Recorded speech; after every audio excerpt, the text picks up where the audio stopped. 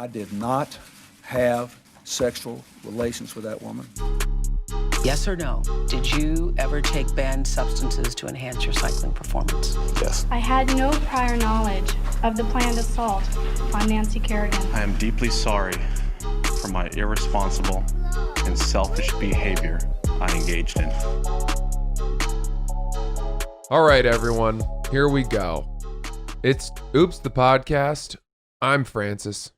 He's Giulio, my co-host. Hey, G. How you doing? I'm swell. Love it. Doing well. Things are good. Dude, I don't know if you noticed, but not only last episode, but this episode as well, I am wearing my girlfriend's clothes. Why? It is the reverse of what we have talked about.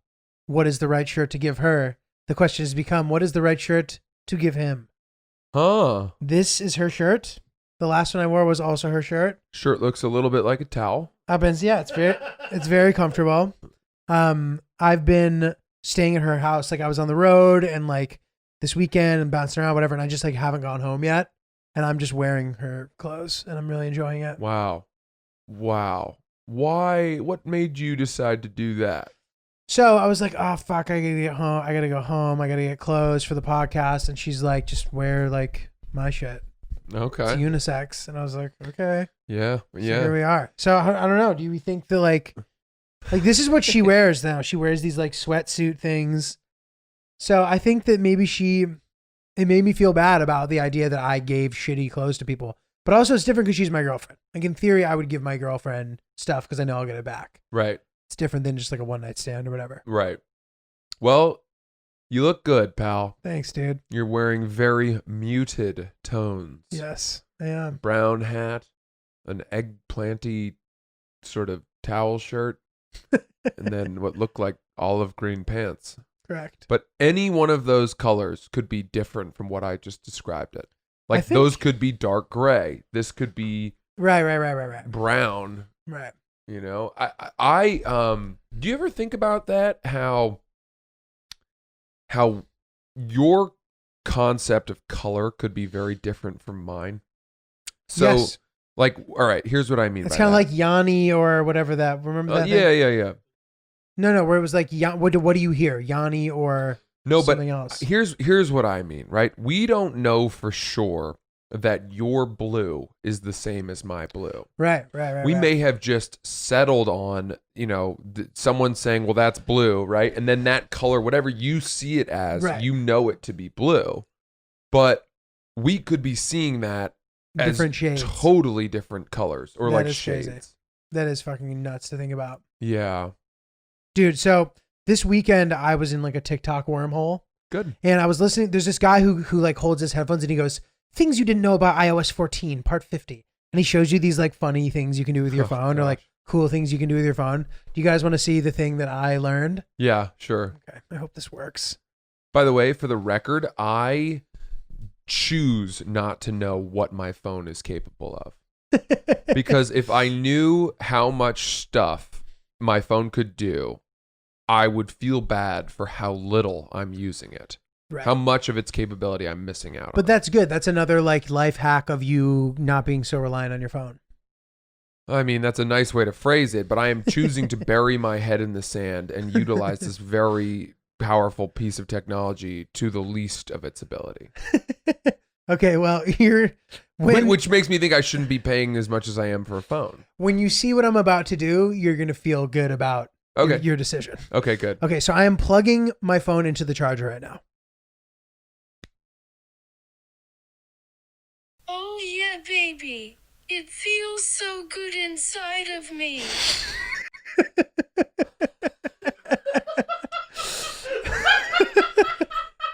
All right.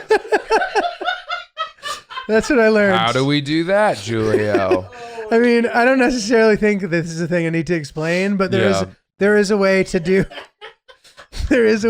that. Cool. So in case you end up on TikTok, you'll stumble upon that. So you can get your phone to tell you sexual, thank you for charging me. Thank you for penetrating me. Or just say anything when you start charging it. You get to, yes. You can choose? You can, you can like set spoken prompts for things. So. Okay. I All right. enjoyed that. Very fun. So my girlfriend and her roommates all hate me now because they're like, she's like, you're 2 years old. Yeah. I'm like, come on. It's pretty good. Dude, so my dad is up to his old tricks, dude.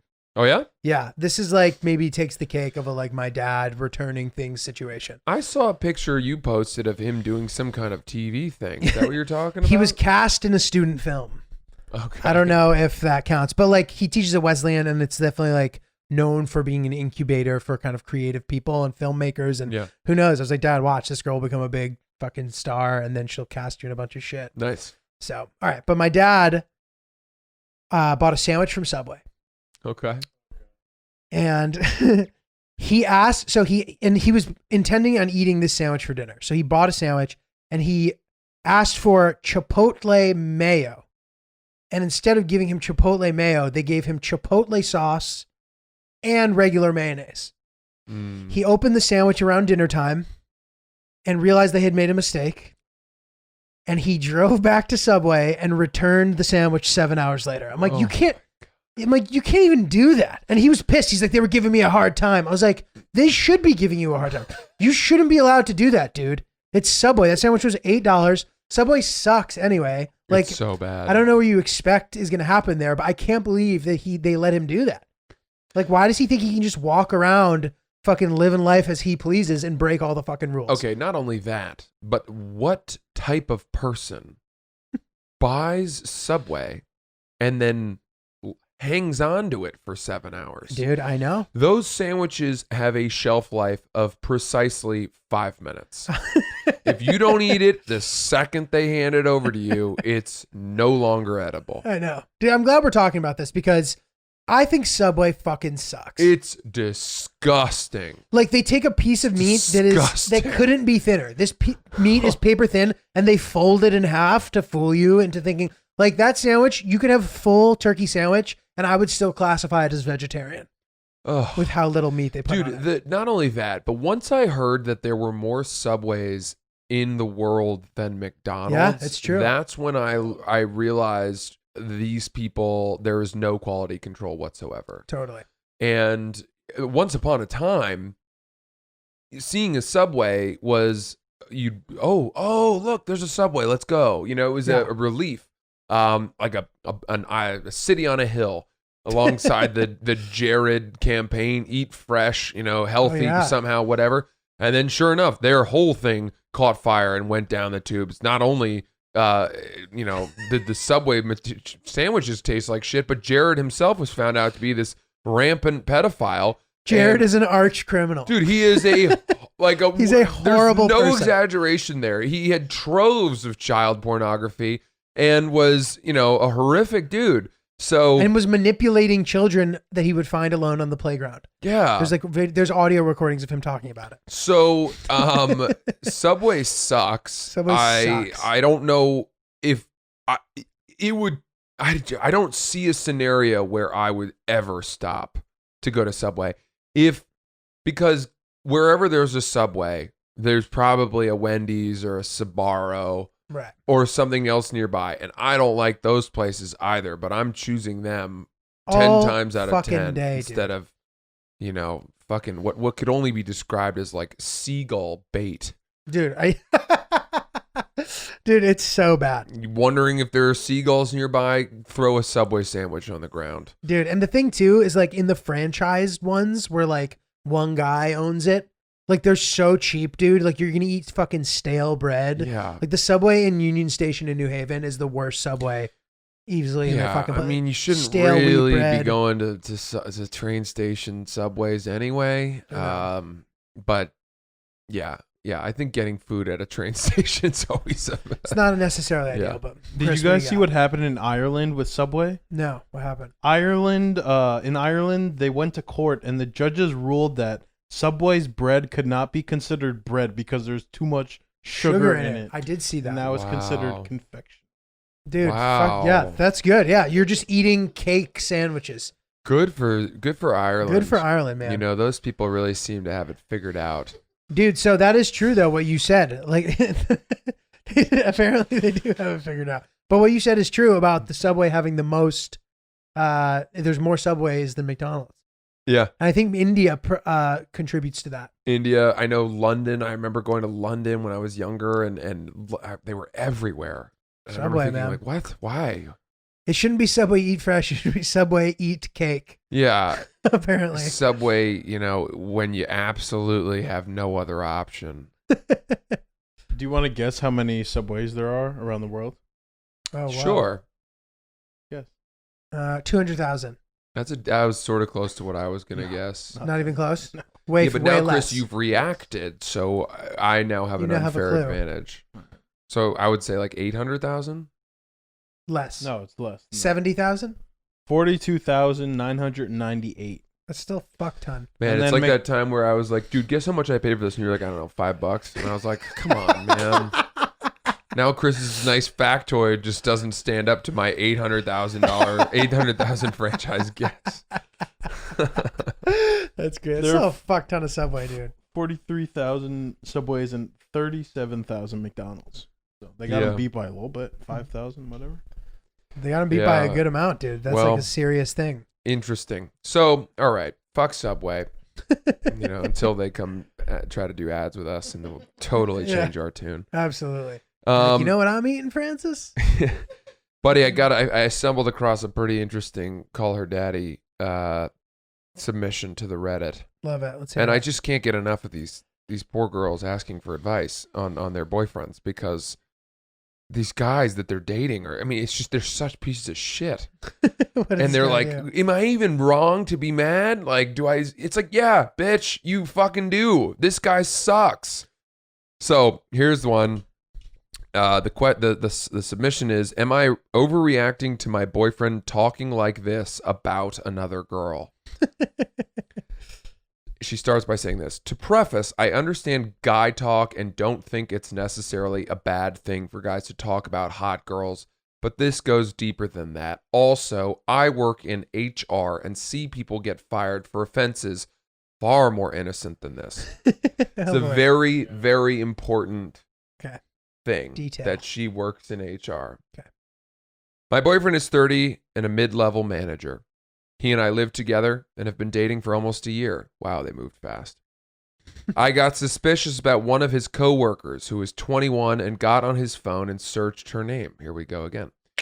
They work at different locations from each other, but they worked together for a long time. I didn't find any messages to her, didn't even look like they had each other's phone numbers, but I found messages between him and another manager talking about this girl. My boyfriend was calling her the sexiest person he's ever met in person and a goddess, God. which is his main nickname for me. It Ooh. hurt to see him call another girl this. Ouch. He was also talking to his coworker about what he would do to fuck her. His coworker texted him and said that she was driving behind him, and my boyfriend said, pics or it didn't happen. And his coworker sent him several pictures and videos of this girl driving behind him, which prompted my boyfriend to continue talking about how hot he finds this girl. I get guy talk, but this crossed a line. I got pissed at my boyfriend for this, and he just got mad at me for looking through his phone. Mm. So, my rage is stemming from two areas: the obvious disrespect for our relationship and the fact that he is indirectly sexually harassing this girl with another manager. If someone saw these messages, he and his coworker could be fired. I talk to my boyfriend about this kind of stuff all the time, and I've had to fire people for things like this. It hurts that he would potentially risk his career for some guy talk. I haven't felt the same about him since. Am I overreacting? Do I even have the right to be upset? Mm. Giulio, your thoughts? I mean, dude, like these are fair. This is the problem with like the searching through the phone. A lot of the time, you search through the phone and you have a reason to be searching through the phone. Yeah. You know what I mean? So that's an important thing to clarify when looking at these kind of situations. I mean, the boyfriend clearly is like kind of a fucking tool bag. Like they're 9 months in, cut your losses is what I would say to that. What about you? 100%. Yeah. And I know we're oversimplifying, but let's open this up a little. We've talked about Schrodinger's cat here before on the podcast, haven't we? I don't know. Long time I don't ago. remember. All right, a quick refresher. Schrodinger's cat is the thought experiment about quantum physics, where basically the idea is that there's a cat in a box. The box is sealed. You can't see anything inside it. When the cat went in, it was alive. There's a trigger in the box that will release a poisonous gas that will kill the cat. We don't know if the trigger has been released, right? So we have no idea whether or not the cat is dead or alive in the box. It's only when we open the box that we discover if the cat is dead or alive. Gotcha. The idea being that by observing the dead cat, we have theoretically brought into the world the reality that the cat has died. Correct. And I don't know if this is an illegal extension, but the way I like to consider it is that we somehow have killed the cat by being the ones who said that cat's dead. Got it. Because up until that point, if we had just left the box closed, we would never have known. Right. Up till that point, the cat is both dead and alive. There are two alternate realities that exist at the same time. There's lots of, spin-offs to this theory. There's like the multi-universe theory, which is that like the cat is both dead and alive. And that in one universe, you open the box, the cat is alive, and that's, spins off into all these different realities. And another, that the cat is dead, and that these two realities can diverge, and that there are, infinite universes where all these different things are happening. My theory about the reason I bring this up in terms of phones is that my theory is that when we go looking for bad shit on our partner's phones, we are effectively killing the cat. Right. Correct. You're going, bad information does not exist on there until it does. Name someone who went through their boyfriend or girlfriend's phone and was like, oh, I was so relieved not to find anything. Right. And I think this is an important thing to remember, man. Like, if something's wrong with your relationship, looking through the phone is not going to solve that problem. No. You can solve the problem without looking through the phone. If you're feeling something, if they're feeling distant, like there doesn't need to be the dead cat. Correct. To address the issues with the relationship. You don't need to show up with a dead cat corpse by the scruff of its neck and see, I knew you were sending dick pics to that chick. Dude, 100%. You don't need to be like, you can be like, there's something, where's the cat? It can be the question. Yeah. Like, and if the cat represents the love you have with your significant other. Correct. Where is the cat? Where's the cat? Why is he in a box? Why did you put a cat in a box? Bingo. So, dude, I love this. So, okay. Back to the call her daddy submission. So these are on the Reddit forum? They're on their Reddit. So these people are not even asking it has nothing the girl to do with who the hosts podcast. it. They're asking other Each listeners. other. Yeah. Yeah, it's a very, very active forum, and they all help each other, which is really heartwarming. It's very sweet.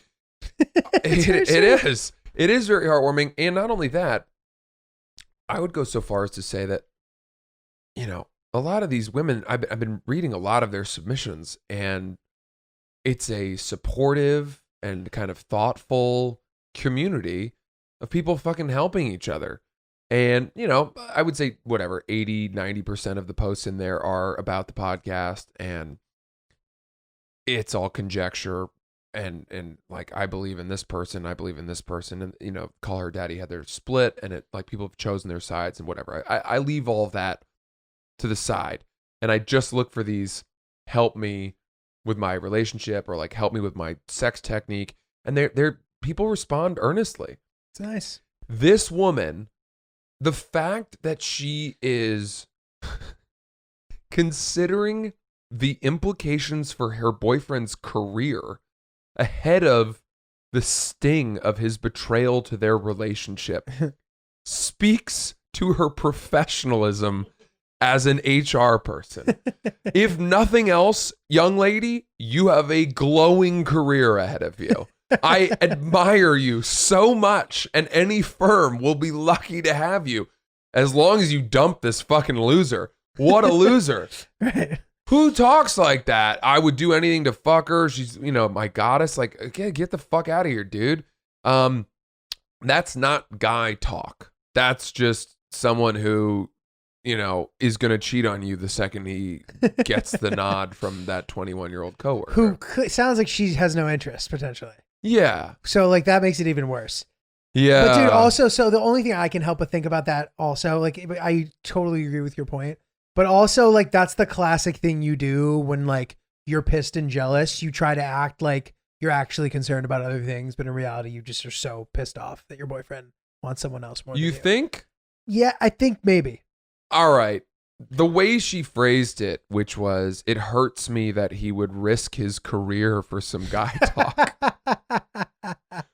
I mean, Yeah, it's pretty. I guess that's sounds. Pretty it's so genuine. it's so down the handbook of an HR manager. It's she can't step out of her role. She wants to like give him a slap on the wrist and remind him of Work avoiding protocol. contributing to the toxic workplace.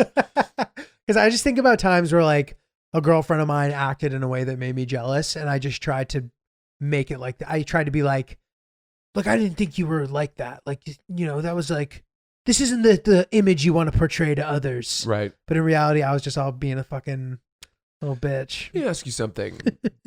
I don't understand how I don't really understand how people who are our age can be in a serious relationship and cheat.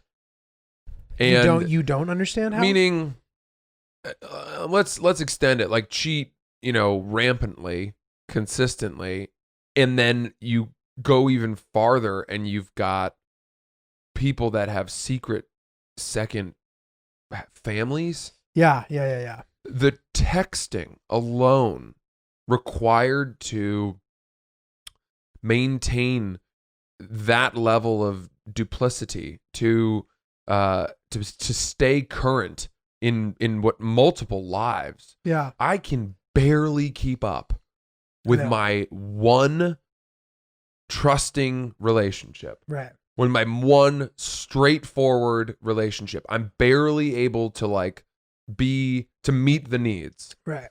I do, but I'm just like, you have to be responsive. You have to be aware. You have to consider that other person to be a good boyfriend. Right. And the fact that these men that you hear about are able to maintain multiple families with multiple children I know. on both sides, where, to get that far down the road means, well, the easy answer is like, well, they're not doing a good job. They're not good fathers or boyfriends. But it's like, if you get from being a boyfriend to someone to having multiple children with them, Right. clearly you've done a good enough job. Right, exactly. It's not about being a good boyfriend. It's about being an effective boyfriend. About making people think you're being a good boyfriend. Yeah. Managing expectations of multiple families at once. It's Right. crazy. So setting aside the crippling guilt and shame of a lie that deep, setting that aside, which I could never overcome and I would wear on my face and give myself away instantly,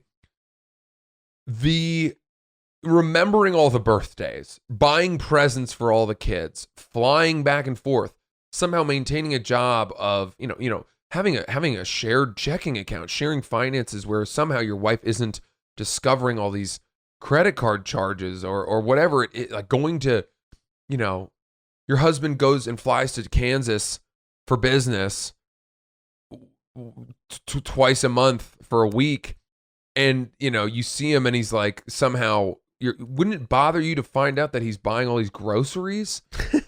I don't get it. I don't understand how that happens. And you hear about it, not often, but you do hear about it.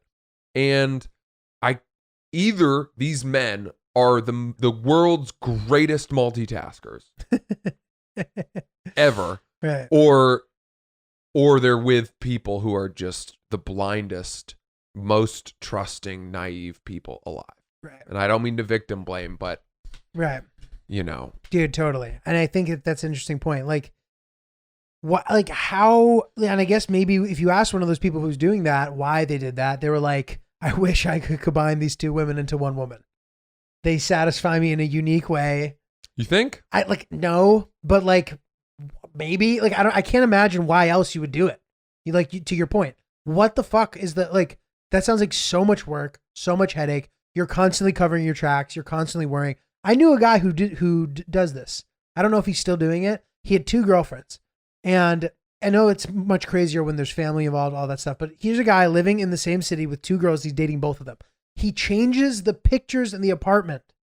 Oh my God. Dude. And he was telling me this like as if I was going to be like, well, it's sick. And I literally said to him, I was like, dude, we're like, is this, You're sick. you think this is cool? I was You're like, this a sounds, sick person. this sounds stressful as fuck. It's not fun. That doesn't sound fun It's selfish. whatsoever. It's fucked up. I can't, it must be so stressful also. Like, is the juice worth the squeeze?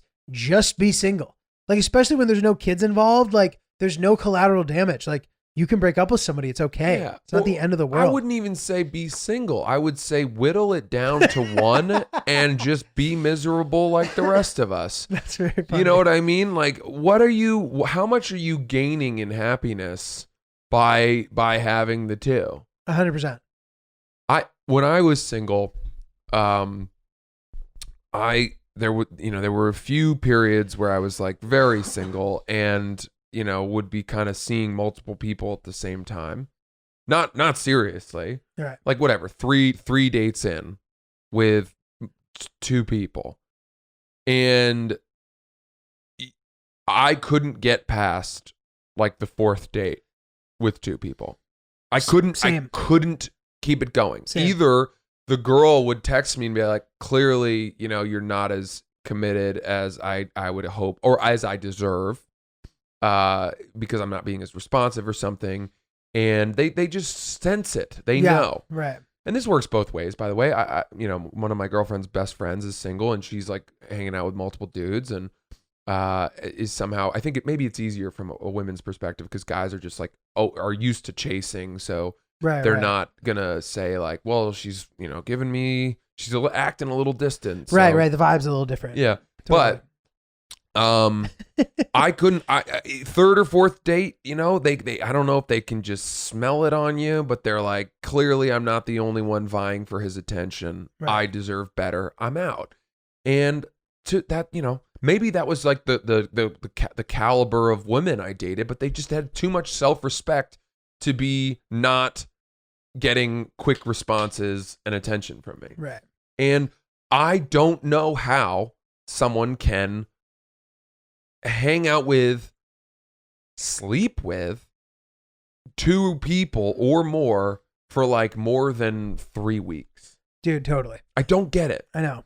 And I'm wondering this, and this is a question that I have. Like, it's really hard to navigate those scenarios, especially the older you get. Cause like the only time I ever was like seeing two people at the same time, it was so unbelievably stressful that I got out of that situation immediately. So like, what do? You know what I mean? If you don't want to be in a relationship and you're seeing somebody and you kind of like them and it's like really early, you know what I mean? Like for me, it was always the type of thing where we'd hang out and then very quickly I would decide whether or not I was going to move on. But that is also stressful in its own way because you're courting this girl, you're talking to her all the time, you start hooking up and suddenly you decide it's not for you. What do you say? Like, how do you get out of that without them hating you? You'd be like, I thought I knew, but I was wrong. That's so fucked up. I think early on, people get over the sting much more quickly. Right. Right. It's better. If right. anything, they'll be like a early. little annoyed or their ego will be bruised, but they haven't committed their heart to you. Right. They don't have much invested, and you just get over it more quickly. Right. Because at that point, it wasn't that long ago that they had a blank slate. Right. And it's easy to get back to that place of like, all right, we're kind of starting over, but we weren't that far along anyway. Right. You didn't paint too much of the mural yet. It's like playing that game Knockout in basketball, right? Where like, you make your first shot, you get to the second spot, you miss it, and you miss it again. You're like, shoot. But you're not going that far back, right? Whereas by the time you've gone around once and you're on your way back, you're not shooting your chance shot. Because you're like, I need to wait. I've come too far to start over. Right. That makes sense. It was a really unnecessary analogy. No, I was thinking through it because my version of Knockout is a little different than yours. People got it on a literal level without I didn't need to add the basketball thing. But that's what I do. I add unnecessary parallels. Well, dude, the other element that I find interesting about this is the type of person who does that a lot of the time is a person who doesn't care about anyone else. It's this like weird narcissistic quality and it's like an unhealthy one, obviously. But like I know people who sort of just do whatever they want in that capacity, Mhm. and they're not concerned about the other person. Like they want to fulfill some need. Like they need to do that to show themselves something. Hmm. And if they don't do it, they're unhappy. Yeah. And that's dangerous, it's a self-affirmation thing. you know? Yeah. Yeah, that is. And then that's, you know, fuck those guys. Like, I mean, you can't, you know, women should stay away from that guy. That's a red flag. I've been hearing this term red flag a lot. It's a good term. Is it? Yeah. Like what don't you like about it? Because I think we have now said that there are too many red flags. There are too many things that are being characterized as red flags. A red flag to me is like run away. He has herpes, right? Like active herpes. or like he's got a chest of guns that you didn't know about, and I'm talking like semi-automatic guns where you didn't know about this, and it just doesn't square with the person that he presented himself to be. He's like a vegan and a pacifist, and all of a sudden, in one day, you dig into his coat closet and find like 7 rifles, and you're like, holy shit, bloody hunting knives. That's a red flag, right? Yeah.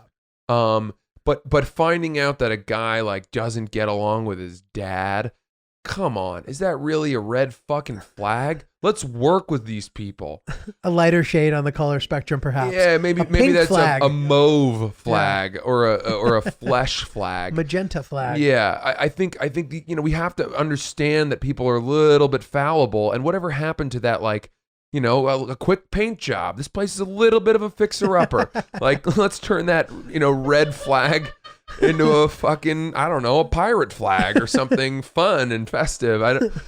I don't know, man. I think we, I also people ignore red flags so often. So I just, you hear this term and you know. I think it's played out. That's fair.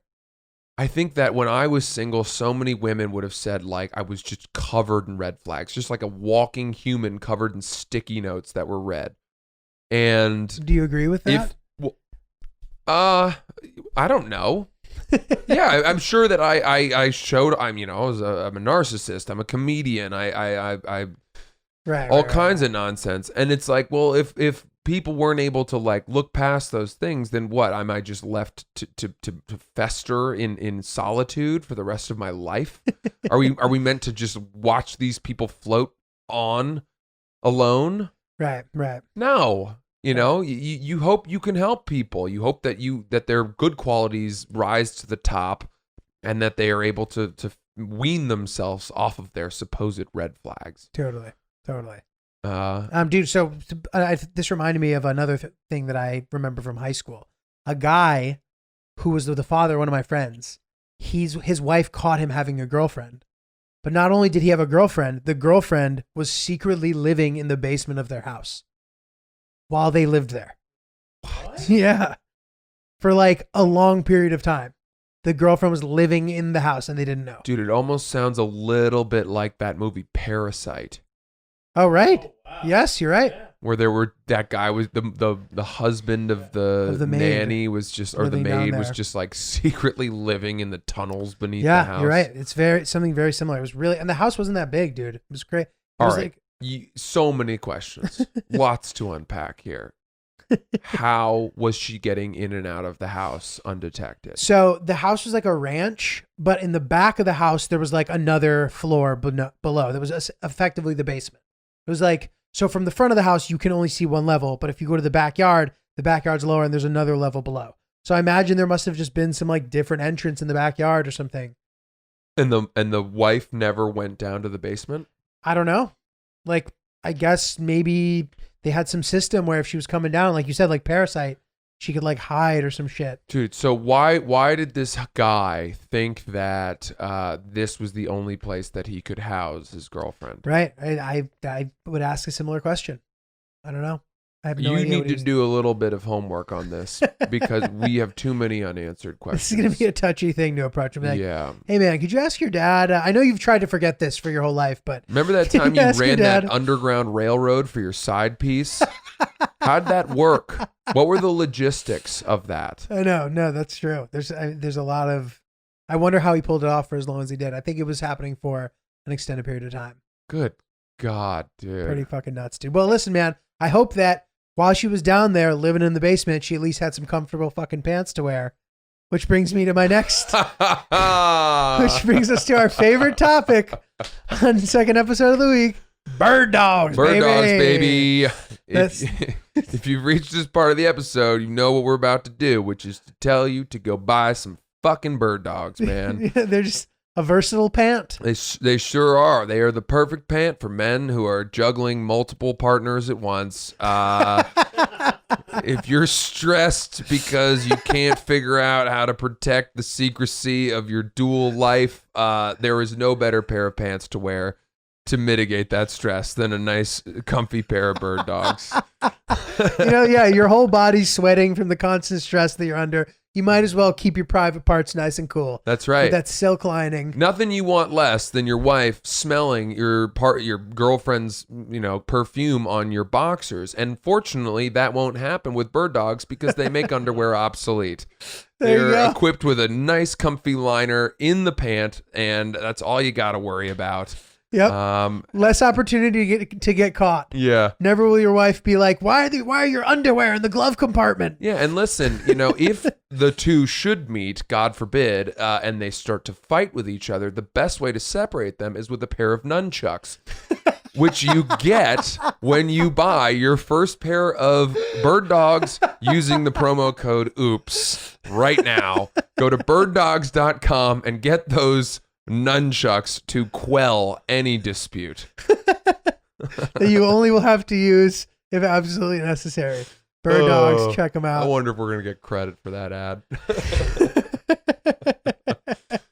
Awesome, dude. Good stuff. We have a funny email actually. Good. Excellent. As well. And you had mentioned we had talked about like sex playlists before. Yeah, sure. And like Alexa, cue the playlist, which is pretty funny. And we got an email about this, which is pretty funny. So here we go. I love the podcast and listen religiously. I had some thoughts about music during sex and what me and my boyfriend do if it can help anyone else. So we have Alexa as well, and I agree it would be weird to ask her to play any playlist as things are heating up, but you can program routines. My boyfriend created one, so when he says, Alexa, she's been a bad girl, she turns the bedroom light a dark red and plays basically our quote banging playlist. Then we're done. He says, Alexa, she's been a good girl. And the light turns a nice lavender and plays some calming piano music so we can relax and cuddle. These sayings may sound weird, but it goes well with our dominant submissive play dynamic. Yeah. It makes it easy and less awkward to set the mood and kind of gets me even more excited and turned on with anticipation. We only have one saying, but I imagine creating several sayings for your different sex styles, endurance, quickie, sensual, dirty, etc. will work. Thanks for sharing. That's fantastic. Yeah, that is really good. That really is good. Who knew, dude? Yeah, I like that we, our smart homes and our devices can now determine the level of poundage that goes down, set the tone. The level of poundage. We've talked about this before. I think we talked about it with Nikki Glazer, but that saying good girl to someone for sex, it's something that I can't say because I had my ex-girlfriend, I once said it to her and she said it made her feel like livestock. Good girl. Good girl. Yeah, good girl. Like a horse that That's you're hilarious. like secretly putting to sleep, but you want it to be happy on its way out. No, but I like that. I like that idea. Do you ever do any of the kind of, I don't want to say like bondage or whatever, dominant submissive stuff? You ever veer into that? It's not my go-to. I think that, if ever, I visit any of those kind of things in my tenure, my sexual tenure, it's pretty non-binding. I don't need to be doing it. No pun intended. I feel the I feel the vibe out, Too easy. Yeah. What about you? So you're saying that she would need to tip her hand in order for you to realize that this is something she was into. I'm never going to do anything fucking too insane. No tying up or anything. I flat out don't like it. Right. From either side. Right. Not that I've like experienced much of either side or any sort of extreme, but I don't know, dude. I don't like rough sex. I don't like any kind of, like, fucking handcuff. One thing I did once was I wore a blindfold, and I did like that, but Because when you took it off, it was a guy. Oh, you got me. That was a good one. Oh no. Well, I guess we have to keep going now. Don't you trust me? Yeah. No, I wore a blindfold, and I liked that because it felt as if I was sort of like by eliminating, this is my theory, eliminating my sense of sight, I heightened the other senses. Oh. And you hear that about blind people. Right. And there was truth to it. It certainly felt more acute to do things. And like what was really cool was that she would go from like performing oral sex on me to then all of a sudden having sex with me. And the only way that I knew that was happening was because the sensation was all of a sudden different. And that all of a sudden you're like, whoa, we're in, baby. Hello. This is a different hole. Like, how cool is this? Good move, you sneaky girl. That's cool. That was fun. Really cool. I did dig that. But then the other how long were you wearing the blindfold for? Just like the duration of the event, of the entire experience. Yeah, and you have, if to the woman, if you're gonna do this, I would say really take your time with it. You apply the blindfold, and then really just take your time, because there's that teasing element or the heightening sense of longing, whatever it is. I don't know, makes things, just draws it out, is good. But the other thing this will undo all the goodwill I've won over by this story. If you're wearing a blindfold, you can kind of just imagine it's anybody. All right. And just fantasize that. It makes it a lot easier to be like, right. Fucking whoever your most crazy celebrity fantasy crush is up there instead of Old Faithful. Right. Or a past experience. Sure. Yeah. You look back on fondly. Yeah. Dude, that's crazy, man. I don't know. I don't know if I've but it's interesting how time, that must fuck with your sense of time and stuff a little bit. Like, have you ever noticed, for example, have you ever been in bed with a girl and there's sexual tension, but for whatever reason, nothing's happening, and you're just going to bed now? I don't know. I don't know if they're, at least I tried, and then she said no, and then that was it. Right. But I've never been I wonder if we're gonna, no. Well, if I'm in bed with no. Okay. Well, I don't know. Maybe this is something that happened much earlier on. Are you telling me that there have been times where you've been under covers with a girl and you've been I wonder what she's thinking right now? No, but all right, fine. Maybe it's a situation like you said where I've been rejected, or she's it's not happening. Something to me about that time, and then you're in bed with that person, time stops existing. I'm in bed, I don't sleep that whole night. I'm sitting there trying to think if there's some way to get her in the mood or wanting to do it or something. And all of a sudden it's morning and I haven't slept, but I don't know if I've actually not slept or not. Has that never happened to you? You stayed up the whole night? I don't want to, but I end up sort of up the whole night. It's this weird time vacuum of me not, getting what I wanted or something. Yeah. Okay. So I understand the frustration and whatever else, but usually that subsides and then I just pass out. Right. I don't know.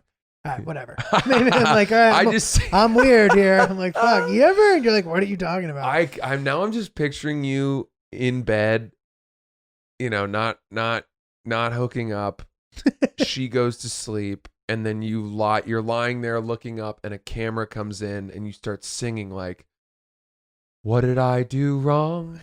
Yes, exactly. Where did I not read the right subliminal messaging? Why is she not in, some kind of music video? You sit up and you're I'm a tortured soul, like Yes. the She morning's stays so asleep. far away. Yeah. It's like a musical. Yeah, that's what Yeah, that's I hilarious. just picture a little bit like the very opposite of the final scene of the 40-year-old virgin, where after he has sex, he starts singing like, Right, "This right. is the dawning of the angel Aquarius." Yeah. Hilarious. God, what a great movie. Well, dude, the blindfold thing, Mm. back to that. I remember in college there were kids that like took this study, they got paid a bunch of money to be blindfolded for like 5 days straight. Oh gosh. And they said that it was insane and that when they took the blindfold off of you, you could see everything in the pitch dark. And maybe not like the quote pitch dark actually, but like whatever light was present, you can now see in it in the darkness. That's like kind of fucked up. Well, I know that when you have not seen light for a long time, your pupils open and it's called dark adapting your eyes. Right, exactly. So you do have more ability to take in, more light or whatever. Yeah, some extreme version of that. But I'm wondering if, when you wear a blindfold, do you close your eyes under the blindfold or do you keep them open and just let the blindfold obscure your vision? That's a good question. I think that this was like a clinical study and they made it so that those two things were not different. But it's interesting. I imagine that by keeping them open or by keeping them closed, it would make some kind of difference. Yeah. I wonder if they factored that I in. think important note for those of you who are trying the blindfold sex thing, make sure that you don't go out and buy a blindfold. Just use like a shirt or a soccer sock, which you can tie, but it needs to make it totally black. You want sensory deprivation from your eyeballs. And also the guy should be able to open his eyes, I think. Right. Yeah. I like that. They say that when you sniff a glass of wine, you should keep your mouth open Interesting. because the sense of smell and taste are somehow correlated. Obviously, your septum goes from your nose to your mouth, but I think it's a bit like that. That Having makes your sense. eyes open but not being able to see. That's That's my cool. theory. That's cool. Yeah. Dude, okay, so this This episode has gone in a lot of different directions. I was thinking about you last week Oh. because I was doing alternate side parking. Yes. Now I'm not going to like initially go where you think I'm going to go with this, but I think that it'll lead us into a lot of good discussion points. You did what I did? Yes. And Is that the first time? I had never done it before. And So you've discovered this because of me. No, well, it was a coincidence. Like I happened to have a car here and like I'm using my parents. I was doing these road gigs. I borrowed a car from my parents and then I'm just going to have the car until I go back to vote. Got it. So I'm sitting there and the thing had just happened with the Jeffrey Toobin guy. Oh, where yeah. He was jerking off on Zoom. Mm-hmm. And my girlfriend had asked me, she's like, what is it about men that they just like can't control themselves? Like he didn't know the camera was on. I know he has kind of like a dubious past with like sexual shit. Yeah. But like he just had to jerk it off. And I was like, what the fuck's wrong with that guy? But then as I'm sitting in the car during the alternate side parking and I've been sitting there an hour and I have 30 minutes to go, I suddenly had the urge to start beating off. Okay. I didn't, So but I was so close. that's what separates the animals from the people. Being able to not do it. Yeah. There's nothing wrong with having the urge to jerk off. Nothing wrong with that. It's wrong when you say, okay, That's it. I'm going for it. Here I in have my to do it. fucking car on the street. Like clearly not okay, right? Because, dude, our fucking little French bulldog just sits down in the middle of a dinner party when we have people over and starts jerking his dick. And you're like, well, that's because he's an animal. Ha ha. Isn't it funny that he can't help himself? He has to do that. Isn't it funny? Yeah, right? We all laugh. We're like, oh, no. It's What a horny little dog. Right? But if you're in a car as a human and it's the middle of the day and you're out in public or something or on a Zoom and you just take your dick out and you start jerking it, like, to me, it's even worse than what Louis did because Louis asked permission or at least gave some kind of precursor. I'm not justifying him at all, not saying anything on that. I'm just saying, like, if you just willy-nilly pull your dick out because you don't have a choice and you can't tell yourself society doesn't want me to do this, and you just act in your own interest to that level, you're an animal. You're a fucking French bulldog at a dinner party. You're an animal. It's very true, dude. You're an animal.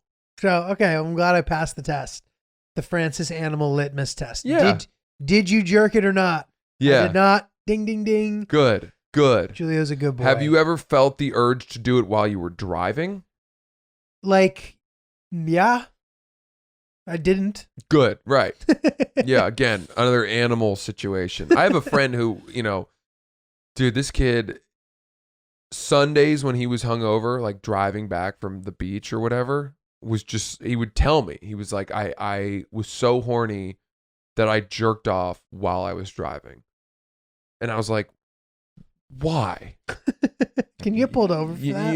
Yeah. Or is that a crime? Or like pull over like to a gas station bathroom if you really want to be that much of a depraved lunatic. Can't wait 20 minutes. Yeah. And I'm like, what do you just finish on yourself and then drive the rest of the way with your shirt turning to crust? What a fucking animal. But I do understand the hangover. Man, all your chemicals get cross doubled, and it sometimes you don't have a choice.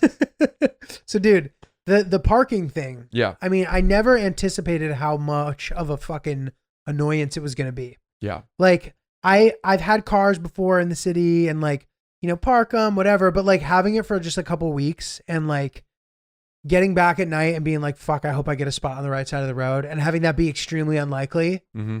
Sucks. Driving around sucks. You've kind of talked about this a bit. And then having to sit in the fucking car if it doesn't work out, it just adds this layer of stress to the day that it's just not worth it at all. Okay, but I want everybody listening to tune into my Instagram on Thursday. And I don't normally throw out such a selfish pitch. So today. Correct. If you're listening to this Thursday morning, yeah, check out Francis's Instagram. Check it out because I will be documenting what has become the sacred ritual of alternate side parking Thursdays. And it has become my life-saving favorite moment of the week. You like it? Dude, I love it. Well, first of all, before you go on about this, isn't it Monday and Thursday? So they only are doing one day a week now. Really? Yeah. I think how do you know which day? To the pandemic. How do you know which day though? You can look it up. I think it's like city parking websites or whatever. Wow. But it's usually I think across the board it's the second day listed on the sign. Wow. That's my understanding. Fantastic. So from 9 to 10:30 a.m. on Thursday, my car is parked on the street, and the street sweeper will come and sweep through that line of cars. And all you have to do is get into your car and pull the car out into the street so that the street sweeper can come through, and then you just back right into your spot.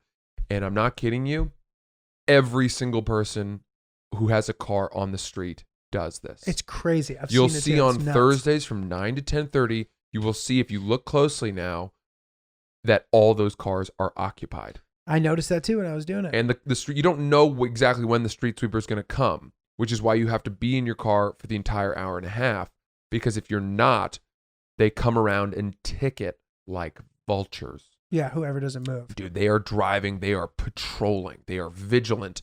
And if you're not there, if you're there at 9:05, there's a ticket on your car. Yeah. Dude, the other thing I wasn't anticipating with that, like, I obviously the mass exodus, I didn't see it coming of the people moving over or whatever, but there's something valuable about seeing the street sweeper early so you can get the proper position in the middle of the street. Because if you don't, you can get caught in the shuffle. And I ended up having some ladies screaming at me and I had to circle the block.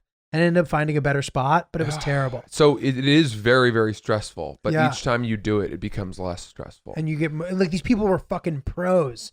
These older guys, you can tell have been doing this 30 years. I was I'm a pro now. What the fuck? You're a pro now. I got out of my car and actually had to direct people who didn't know. Beep, I was like, come on now. Come on. Nobody was moving. People were stuck. They were confused. People were panicking.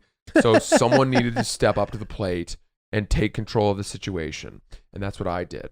And we all kept moving as a result. Very exciting. I'm excited to continue to watch you Tune in to this. Alternate Side Parking Thursdays this tomorrow. Today.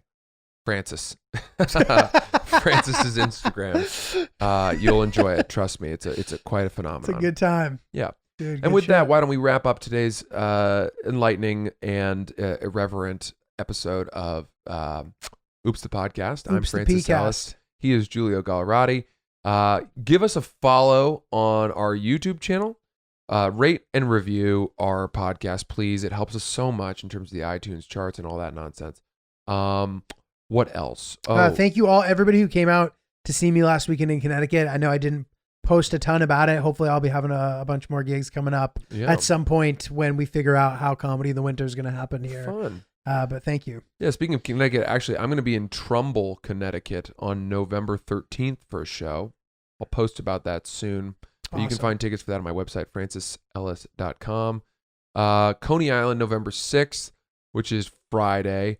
And Indianapolis, November 19th to the 21st. Dope. Awesome. Awesome, you guys. Thanks for listening. We're Oops the Podcast. We will see you soon. Guys, if you like this video, why don't you go check out some of our other videos? They're right there, right on the screen. We love you. We really appreciate it. Oops.